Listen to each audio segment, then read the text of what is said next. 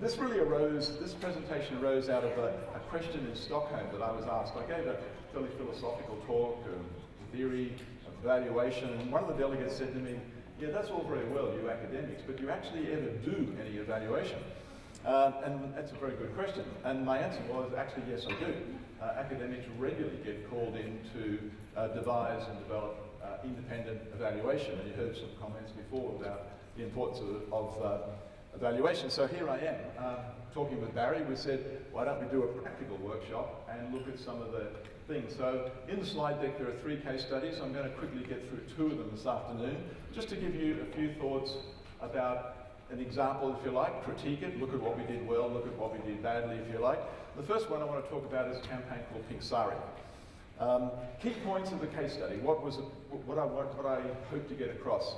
In this particular case study, I'd like you to look at how we used evaluation. I'm not going to use the word measurement. All this conference we've talked about measurement. I have a little bit of a problem with that because measurement is only the collection of data. The evaluation is what we're about and the insights that come from it. So some people use measurement and evaluation. I'm using the term evaluation. And evaluation is often thought about as coming at the end. That's a second misconception. There's 3 types of evaluation: formative, process, and summative. Formative is done at the beginning, process is done during, and summative is done at the end. So again, I'm just contextualizing it. Maybe it's academic, but it's very important. Evaluation is a continuing cycle of evaluating data. So I'm going to talk about how we use that concept in this case study. This particular case study is an interesting one because the whole focus was away from mass media.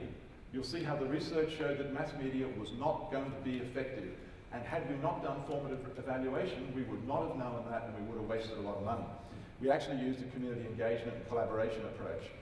You'll also see a wide range of research methods used in the study, and you'll see hard empirical data showing impact. And we hear a lot about the importance of impact. You can't always demonstrate it, but so often you can. And I want to show how we actually got all the way through to show impact. So this was a story of success. I'm only saying that because not all evaluation is. The second one I'm going to show you is a story with some failure, which is also a key learning. So very quickly, what was the situation? And these are Australian case studies, but some of the work can be done in other countries as well. Migrants from India and Sri Lanka have some of the lowest, one of the largest and fastest growing ethnic groups in Australia, but women from these ethnic groups have the lowest rates of breast screening, mammograms, to detect cancer, which is the preferred early detection to avoid deaths from cancer. In 2014, the Cancer Institute in New South Wales awarded, so not a big budget, $100,000 for the total campaign to find a way to reach women in Sri Lankan and Indian populations to increase the rate of breast screening. And this campaign was conducted from 1 July to 30th of June, and I was called in to devise the research that would support it. Objectives: to increase breast screening among Indian and Sri Lankan women in the age group 50 to 74, which is a key group. A target that you'll see to increase by at least 5%. Smart objective, specific, measurable, specific figures. Also a few other objectives: to increase knowledge and enablers and address barriers to breast screening, increase awareness, and increase the capacity of cancer screening services. So actually there's 4 fairly diverse objectives there. One's a straight out empirical, get more breast screening, but also increase awareness, also look at the capacity of the centres. I'm going to flick through the campaign quickly because they're all output things that you're very familiar with, and I'll try and focus on the research bits. The approach, evidence-based. Being a government body, they said straight away, everything's got to be evidence-based, theory-based, which some of you might be shocked about, but I'll explain what we mean by that. It's something we shouldn't shy away from. Evaluation is a mandatory requirement of the Cancer Institute of New South Wales. If you take any of their funds, you have to do evaluation. So there was no option in this case. And $15,000. So again, that was my budget for evaluation, $15,000. The key approach was to use partnerships and collaboration, and I'll show why. Just to flesh that out a little bit, evidence-based, what we meant by that is and I've not heard this talked about at all in recent summits. The first thing we did, where did we start? Well, there's a whole lot of data about bowel cancer screening, breast cancer screening, all types of cancer screening, all around the world with all types of ethnic groups. Wouldn't it be logical to start with looking at that data? So that's what we did. We did a global literature research of available research, what they learned, what worked, what didn't work, particularly with ethnic groups called communities, as we refer to them, and we compiled a 45-page report in our first step for the evaluation, saying, here's what we already know from available data. So I guess that's point one. Theory-based simply means that there's a lot of available literature on the challenges of dealing with cross-cultural and intercultural communication.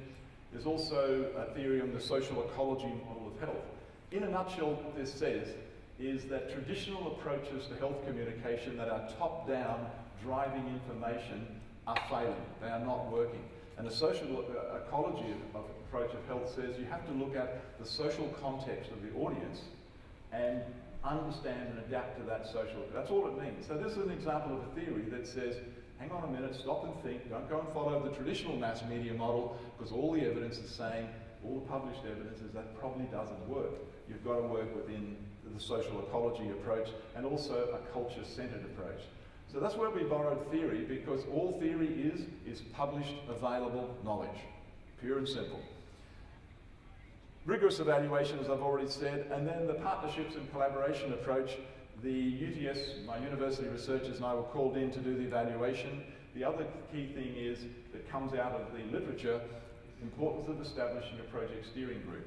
And I'll talk about who was on that in a moment. So the very first thing was this global literature research, available data, we hadn't produced anything, and we set up a steering committee. Formative research, I've made this point, and you may not be able to see the details, but it's in the slide deck. We emphasised that evaluation had to be at the beginning, during, and at the end in a cyclical process. Formative research, as I said, process evaluation, and summative evaluation at the end.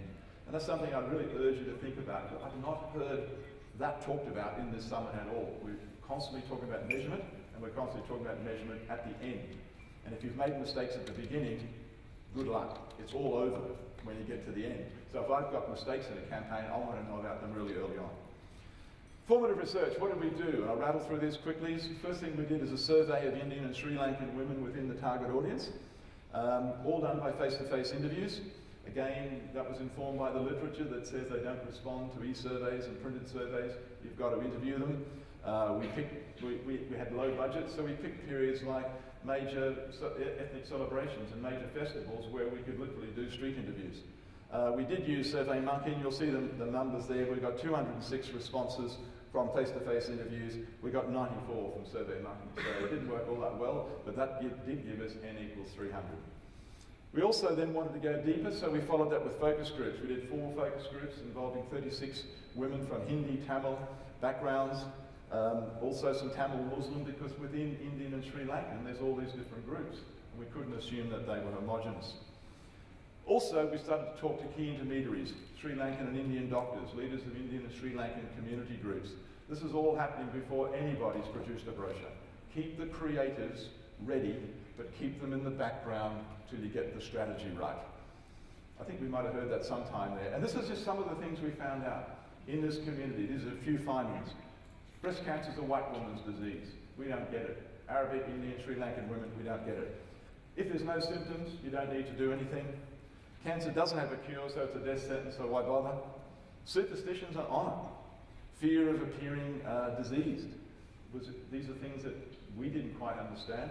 But it was the fact that if you even find out, if your neighbours know that you're diseased, we even found fears that your children's, especially your daughter's marriage prospects would decline seriously if there was any sign of cancer in the family. These are not things that we found in any of the published literature too much, but we found it here. Modesty. Many Arabic men, for example, and some Indian men would not allow their wives to have a breast screen. Because they had no assurance whether there were males in the clinics that was involved taking their tops off, etc. So these were big, big issues to the community. Sensitivity in relation to breasts and even the language. And what the Department of Health was doing was translating English language brochures into Tamil and into Hindi, and using language that in Tamil and other languages actually was associated with sexuality, even though in Western it was a clinical term. Lack of knowledge about the process, lack of understanding, lack of translations in many of the clinics, and as I said, in literal translations.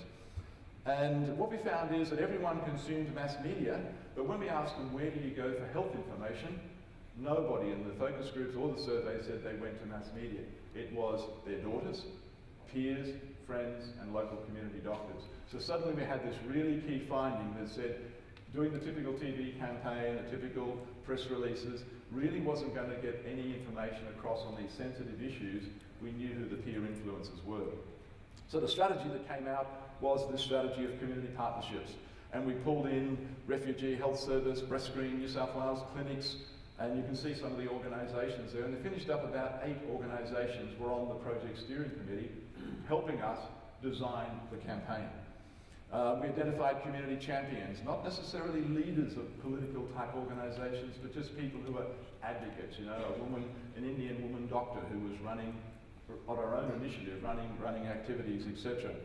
And then what they did is the whole Pink Sari campaign, every piece of material and every activity was collaboratively co-designed by the project group. And some of it, I'll be honest, I hated it. I thought even the Pink Sari was pretty corny. At one stage they wanted to do a calendar. It was like, oh my God, the health department said, no way, that's culturally offensive. Indian women who've had breast cancer doing a calendar. So hang on, they want to do it. So this was interesting.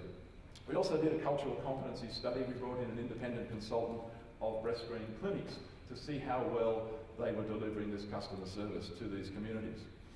Now I'll flick through these really quickly because this is output. So what happened from that collaborative design, the first point I guess I'm making is a whole lot of research was done up front. We evaluated a whole range of things up front and it drove the strategy. So then there was the obligatory website, the Facebook community page was established, and Pink Sari, the logo, they designed the logo. We just arranged the artist to produce it. Lots of information flyers, lots of community forums, because the influencer groups were these other Indian Sri Lankan community leaders. So most of these were community organised. Pledges, I would have never thought of this, but they wanted to do pledges, and this was often daughters nagging their mothers to sign a pledge that they would get a breast screen. And it was really, and these are real photos, these are actual pledges, and this is one of the champions that was involved in the campaign. She was a pretty feisty lady. They marched in the streets. I mean, who thought of this in their PR campaign? I wouldn't have done. But they decided there's a big cultural festival called Paramasalala and Parramatta in Sydney, and they decided 200 Indian Sri Lankan women, I think it was, 100 turned up in the streets and marched with their banners. This was not the typical PR campaign, but this was being designed in the community. They wanted a fashion parade, so they did a Pink Sari fashion parade, all organised by volunteer groups. The photographers were volunteers. And then they did a photo exhibition, and this is where the Department of Health said, no, this is not going to work.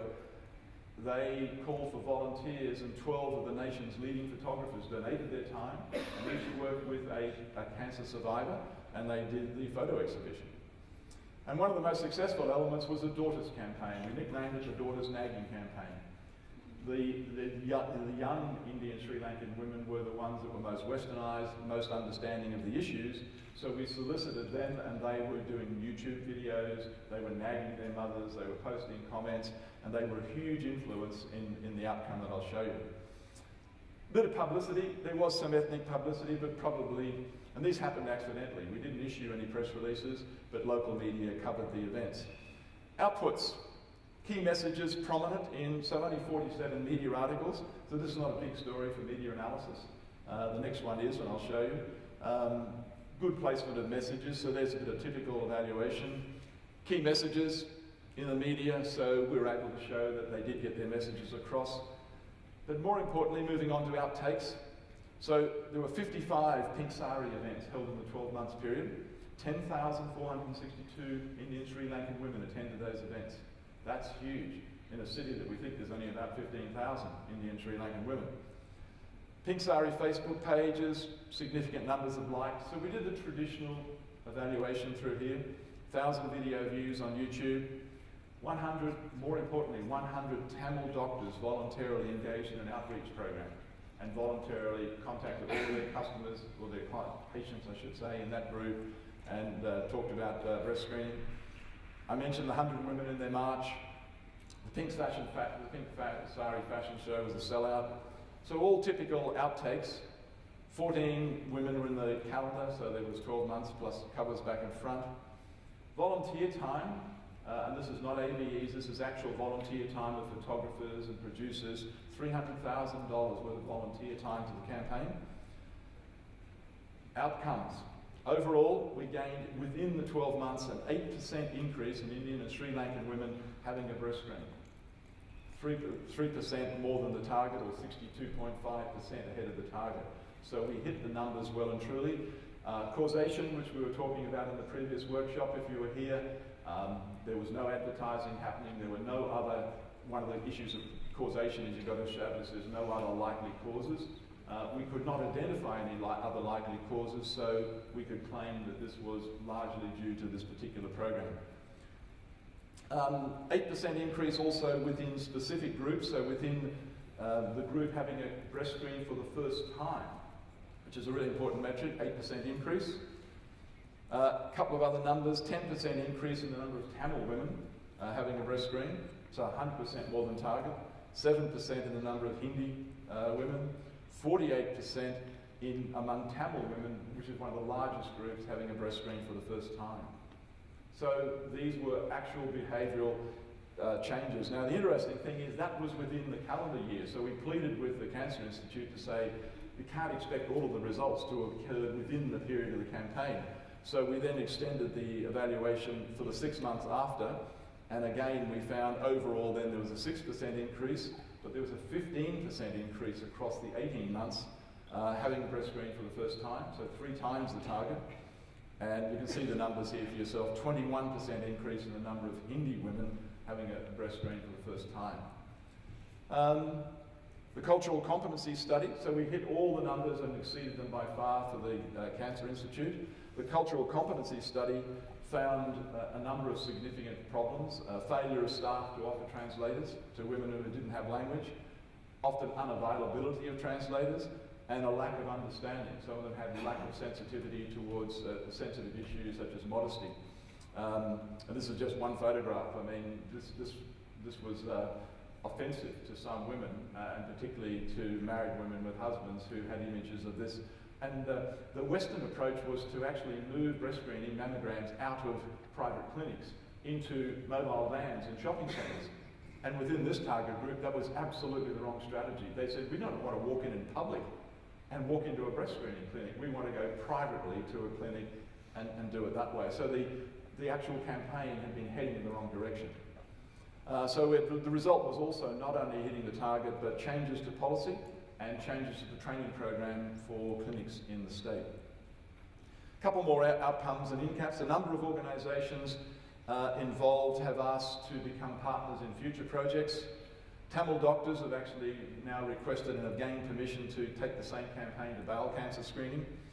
And in 2015, in late 2015, in December, the Cancer Institute awarded a further $100,000 to continue this particular project. And the latest news we've had is they want to roll it out nationwide. Also we've had applications coming in to extend it to Muslim, Greek, Italian, and Filipino, and a number of other communities. So just to quickly summarise that case study, and I'll take any urgent questions and then give another different case study. What do we do in evaluation? A little bit, hopefully just expand your thinking slightly from all the traditional methods, and we did use traditional methods, but we started with the global literature review. Think about that in your campaigns, and it hasn't got to be academic literature. We included professional literature, databases, but we found there were literally hundreds and hundreds of valuable published articles and journal pieces out there that would give us tips on what had failed and what had worked, and really we fed all that into the planning process. We also looked at lots of case studies. Case studies are another. They're actually, case study analysis is an evaluation method. It's a research method. We did a survey, we did focus groups, we did public consultation, face-to-face consultation with key groups such as the Project Steering Committee. We did media content analysis, a rather small part in this one. We looked at metrics, we counted the attendance at every event, at every website. We knew all our typical metrics, but we did a cultural competency study. How well equipped were, if you like, you could call them the retail outlets, how well equipped were they to deliver the product that we were trying to do? And we did database analytics. The figures I showed you came from the Cancer Institute's own database, so they were not our numbers. We applied data analysis to break it down into those language groups and so on. So a pretty wide range of metrics used in that and evaluated from beginning to end. We also included stakeholder feedback, things like minutes of meetings and so forth. That's case study 1. We've got an hour session. I did that quickly in 25 minutes. In 5 minutes, are there any urgent questions specifically on that campaign? But I want to try and have general questions at the end also. Yes? Smart objective 5%. Brilliant, but what decided the 5%? Cancer Institute said that, and that was based on a whole lot of national data. It's a good question. So it wasn't set by us. It was set by years of average rates of increase across other ethnic groups, and including Western women as well. And it found that most rates were increasing by minimum of 2%, and 10% was considered incredible increases. So they picked a figure in the middle and said, given that this had not been increasing for the previous 3 years. It had been 0, 0, 0. 5% was a modest but fairly ambitious target, and we're able to well and truly exceed that. So. Any other urgent questions on that one? Hopefully provoke your thinking a little bit. Measurement can be a bit more than media analysis, can be a little bit more than post hoc, and it can absolutely drive strategy. I love creatives, but keep the creatives back until you've got the data and you know what you're really doing. Let me give you a totally different case study. And there's some fun. And my wife is sitting in the audience, and she's actually a PhD, very good data analyst. And this particular campaign was a anti-drug campaign aimed at 14 to 18-year-olds. She was very involved in this campaign, and I'll tell you why as I unveil the story, because this is all about speed, incredible deadlines, and all the pressures that we face. Key points to look at, again, formative, process, and summative evaluation was used. We applied, and this is relevant to the next session coming up. In this one, this was done very recent, this was done in January, December, January. We applied an evaluation framework, but not identical to the AMEC one because it was still being developed, but very, very similar, because I've been involved in developing an evaluation framework for the government in Sydney. A massive volume of data here, and I'll show you why, but we handle a fairly large amount of data.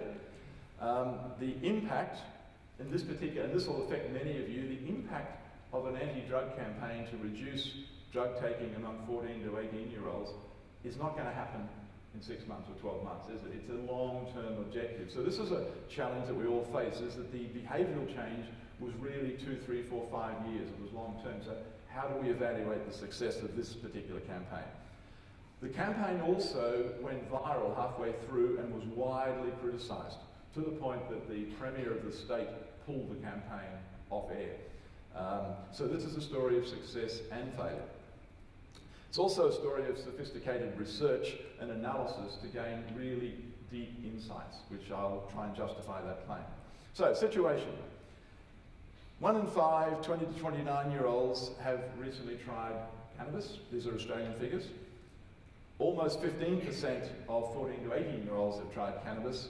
And this was formative research done just before the campaign that informed the campaign.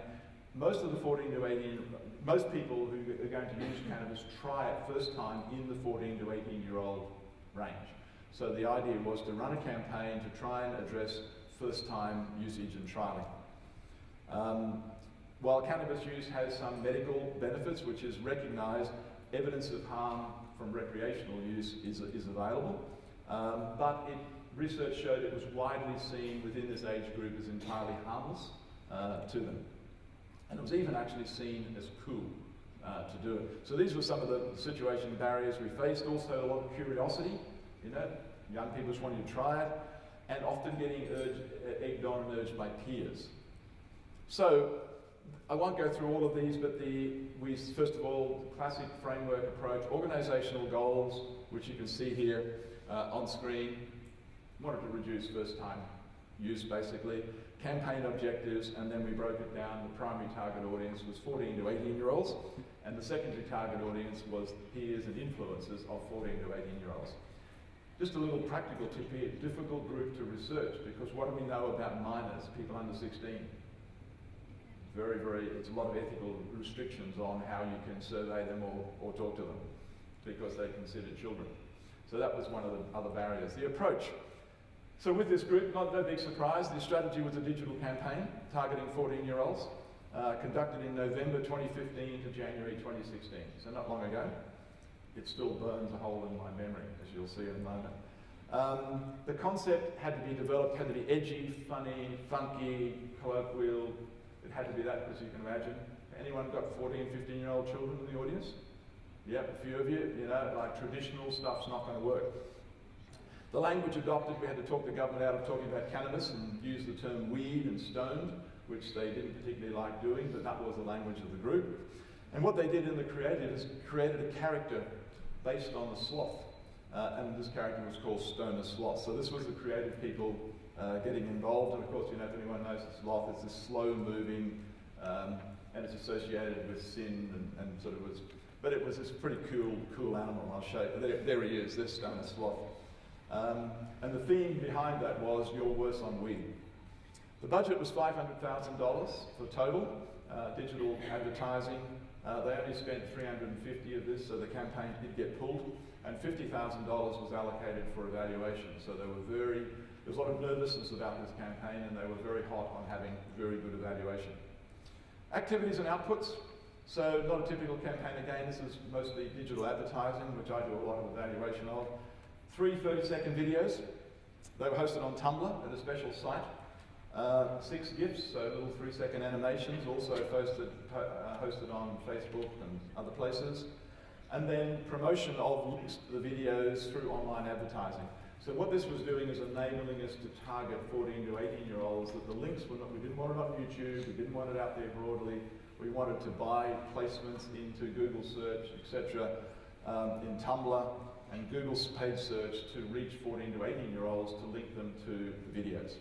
I'm not going to play the videos this afternoon. You'll get this, it's a pity we don't, but the videos are available through this particular link. But it was this 3 videos, a party scene, a school exam scene, and with partying with friends, dinner table scene with the family.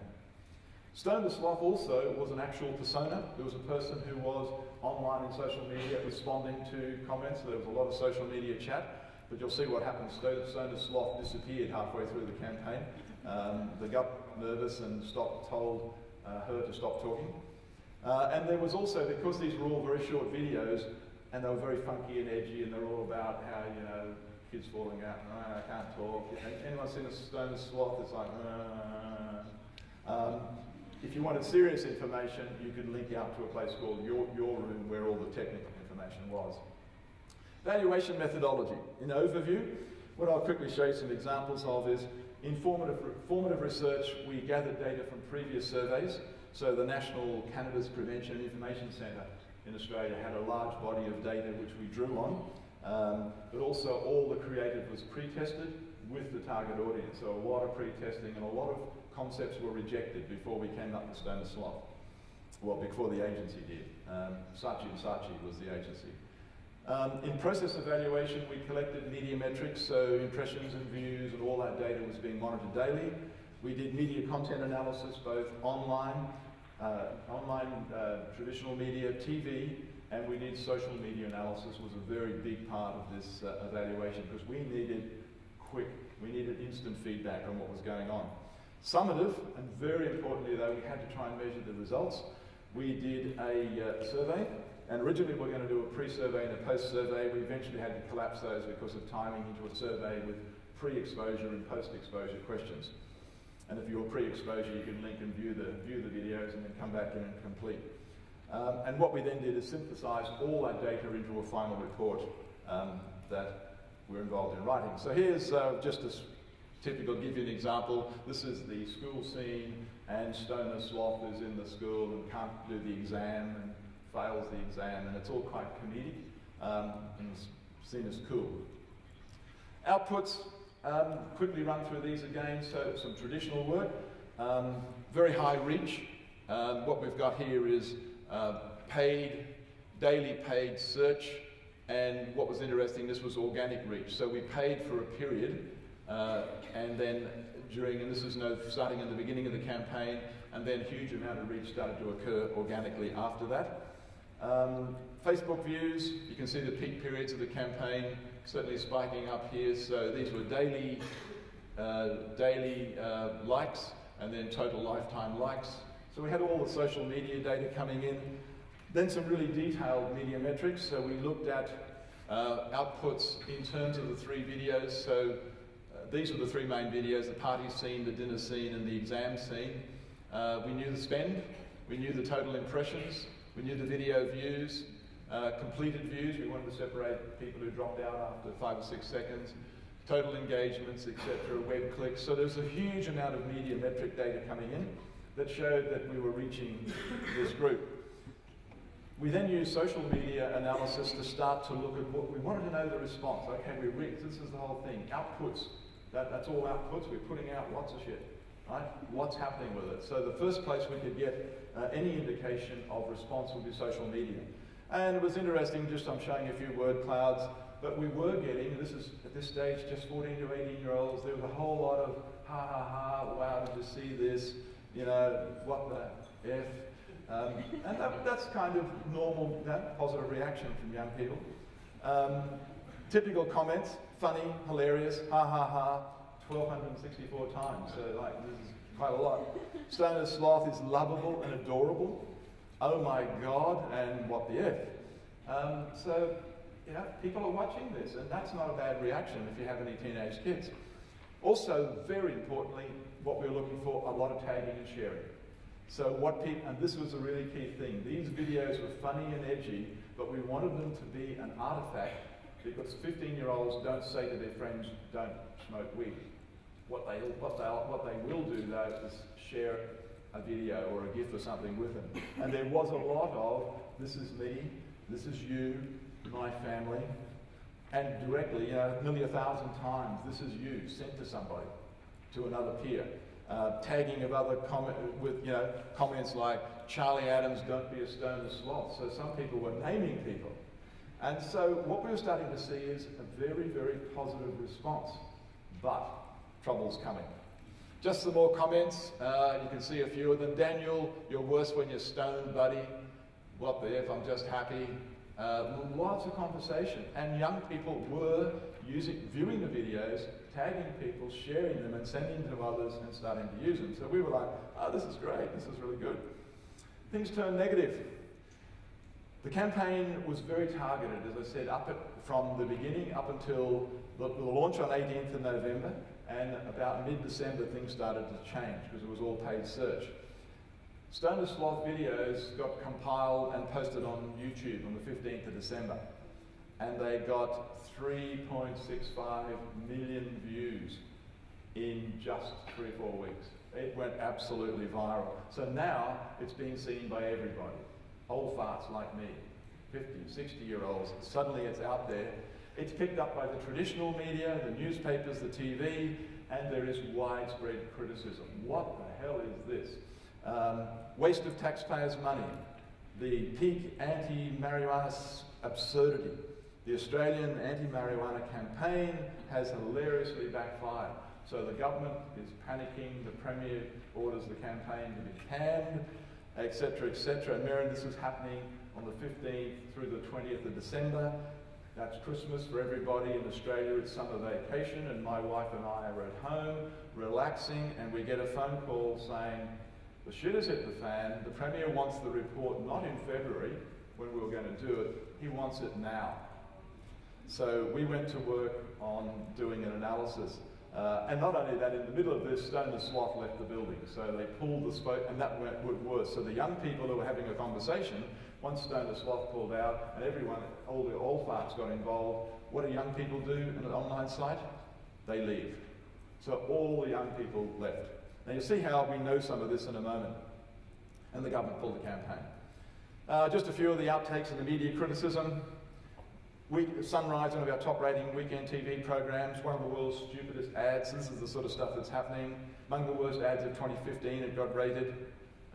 You can see the stories, on it went. And this was And even our Prime Minister, they were likening him to a stoner sloth, and there were video. This was getting really ugly, guys. So, what did we do? How did we make sense of this? Because the government's saying, is it bad? Is it good? The department that did it is saying, we thought it was on track. So what happened?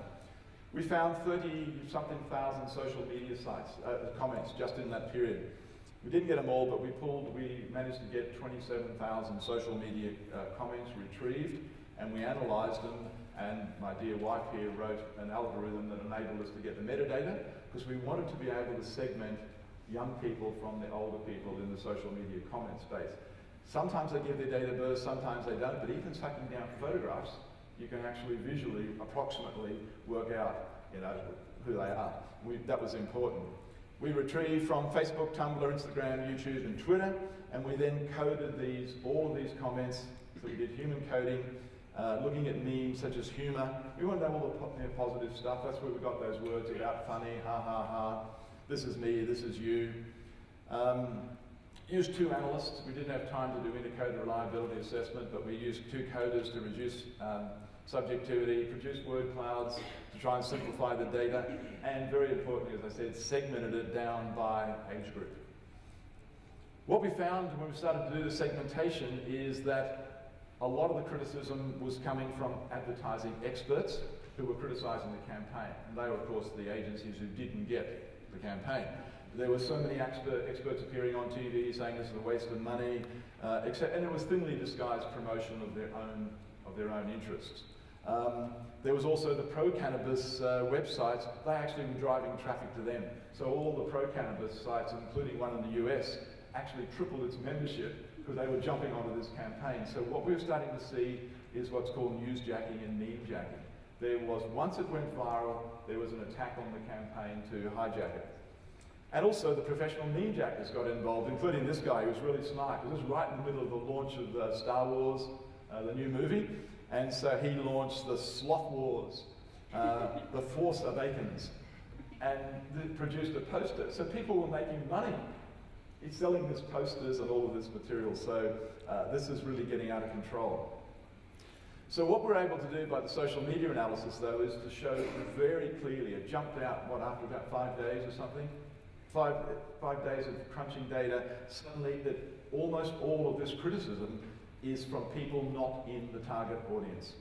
The 14, 18-year-olds were actually nearly all positive, but they left the conversation once it went viral. Most of the criticism was 29 to 60-year-olds.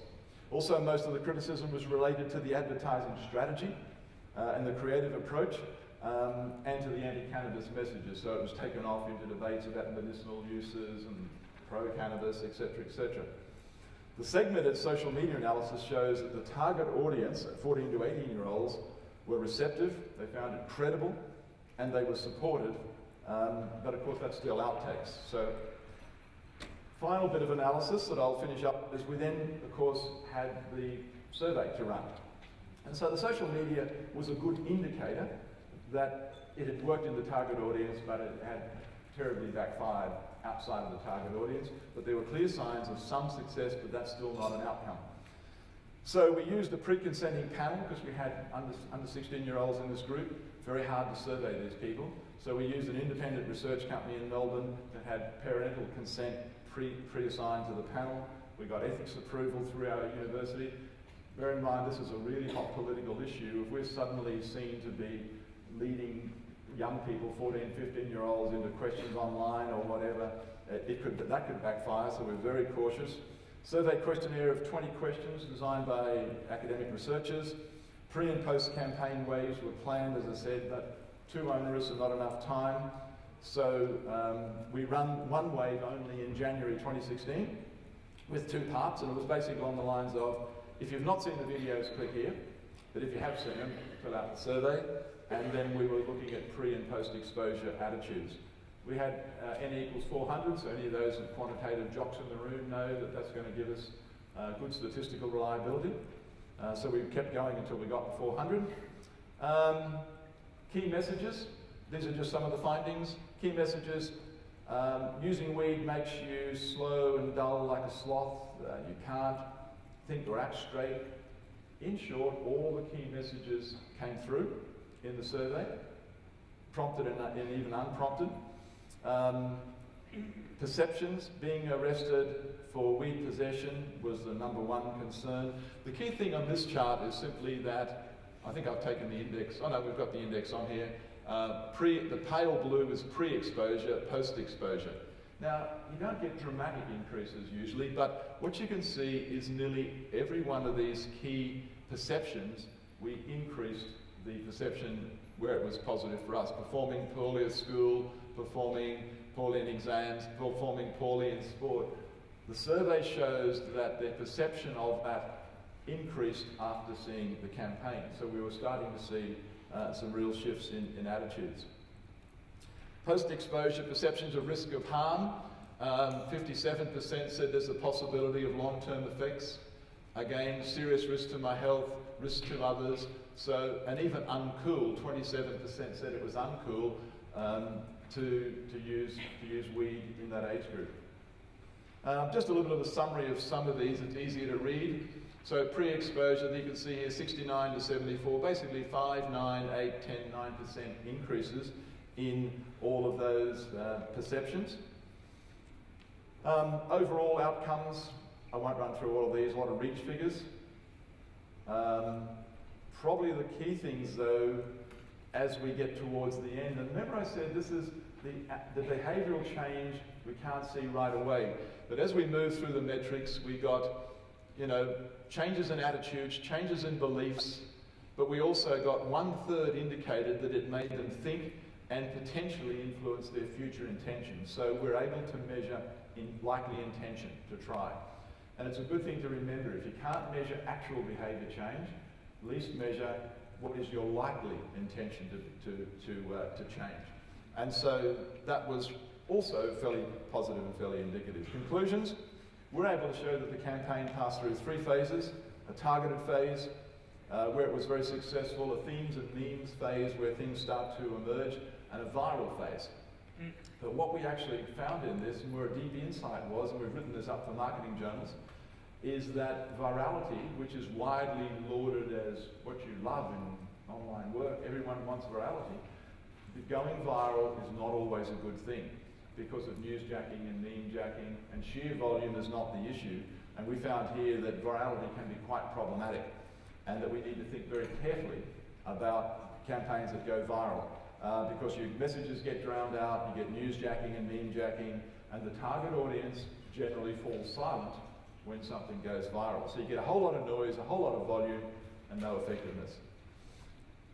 And just finally, this is not the AMIC framework. I'm not preempting the next session, but the New South Wales government last year asked me to develop an evaluation framework, and we had developed a framework of inputs, activities, outputs, outcomes, wanting to put emphasis that you've got to get to outcomes and impact, something you hear everyone talking about.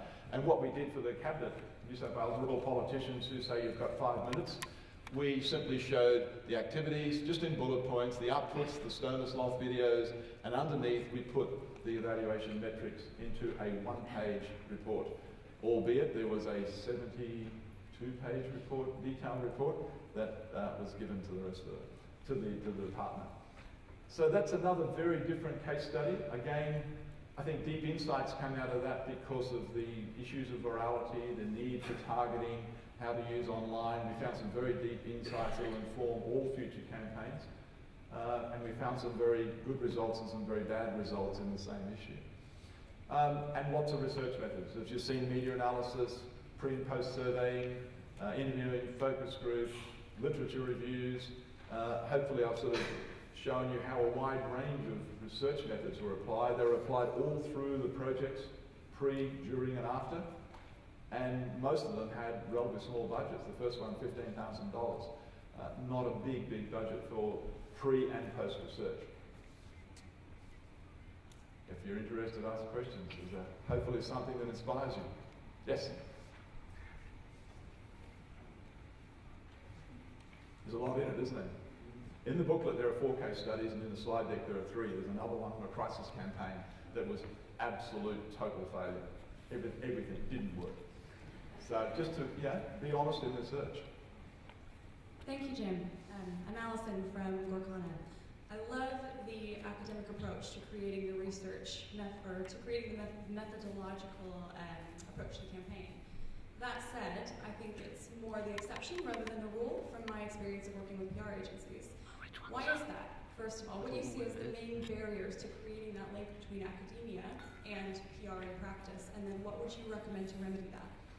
Yeah, well, Barry knows me ranting on about working more closely with academics, because I don't quite understand why it is in the industry.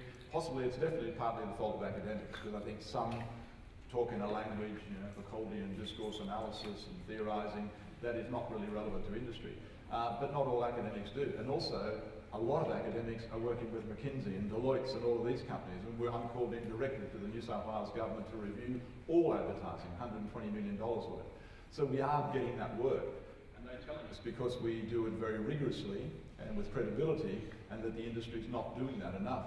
So I think there's a great opportunity. I think academics have got to be much more grounded, and what we tried to do there, we used some academic rigour, but everything, we had project steering. I mean, Pink Sari, we were working with lots of Indian, Sri Lankan women fighting and arguing about, how long the sari should be, and that had to be a very grounded campaign. So I think what Barry and I talked a lot about, and AMIC has set up an academic advisory group, is to involve academics, call on them as you need them. Don't let them drive the strategy. Let them. Where we're good is research methods. I teach research methods to PhD students, and I know those methods, and I can make sure the sampling is right and all that sort of stuff. So it is a resource there to use, and the partnerships are available, and other industries are using it. So it's an invitation, but I think academics, I have written critical articles to my academic colleagues saying they've got to get out of their chairs and be a bit more understanding of industry, like timelines, Stone and Sloth, that all had to do, we filed the report on the 4th of January, didn't we? So my wife and I gave up our Christmas holiday. We worked on Boxing Day, as I recall. You don't call it Boxing Day, do you? 26th of December, Americans don't. We work Boxing Day, crunching 27,000 social media posts. You've got to have passion. But yeah, I don't fully know the answer, but I think industry, social researchers, PR, media analytics firms, all should be working closely together. We've all got expertise to bring to the table. Any other questions? I'm nearly on time, Barry. I am on time. I've got one. This might be a difficult one to answer, actually, but you talked about behaviour change being a long-term thing, and often we're under pressure from clients to give immediate results. So this framework's great, but have you got examples on how you can demonstrate behaviour change more immediately than kind of 6 months, 18 months after a campaign? And is there a kind of rule around how long you should wait to be able to demonstrate behaviour change? There's no rule on how long you should wait. Like road safety campaigns, it's a lifetime experience. But you'll notice in the framework I put reduced intention to try. That was as far as we can get. So you can measure intentions or likelihood. You can also measure mini behaviours. So things like, if it's a product, it could be trialling, it could be inquiring, it could be running trialling a product. So those are what I call mini behaviours. They haven't bought your product yet, but they might have trialled it, they might have run a demo, or attended an event or something. So measure the mini behaviours that are leading to the journey to the sales funnel, and try and measure intention and likelihood. Finally, you try and measure the actual behaviour. But be honest, you've got to be practical. Actual behaviour sometimes takes a long, long time. I don't find clients are all that unrealistic when you can actually give them the data and show them. And particularly global literature review is really useful, because you can say, well, here's what's happened in Canada, and here's what's happened in the US, and here's what happened in Germany. None of them got changed within 12 months. Why should we? So I love using other people's data. Beg, borrow, steal it, whatever you're going to do. Sorry? This is not working? So I've got a question, Lydia from Vegas. It's about viral campaigns. So do you recommend to protest them? But we all also know that it is, we can get a very negative comment on protesting, but then the campaign can be very effective. So does really the protesting could have helped in your case? That's the first part. And the second part of the question about newsjacking. Also, do we need protesting? Do you really recommend the companies to go into newsjacking? Does it? And what can be the metrics to measure the effectiveness of newsjacking? So I think I got a Pre-testing was the first part of it, and then Metrics for newsjacking. metrics for... Newsjacking. I don't know of any metrics for newsjacking. I mean, newsjacking is done intentionally. For example, I know a PR agency in New York that monitors social media, and if anyone's using a wide-angle mobile screen, they jump in and say, we've got a product that does that. Or, yeah, so they're deliberately jacked. The first part of it, the pre-testing is always, it's a typical thing in creative work. You always pre-test advertising. We pre-tested all the creative work with the target audience.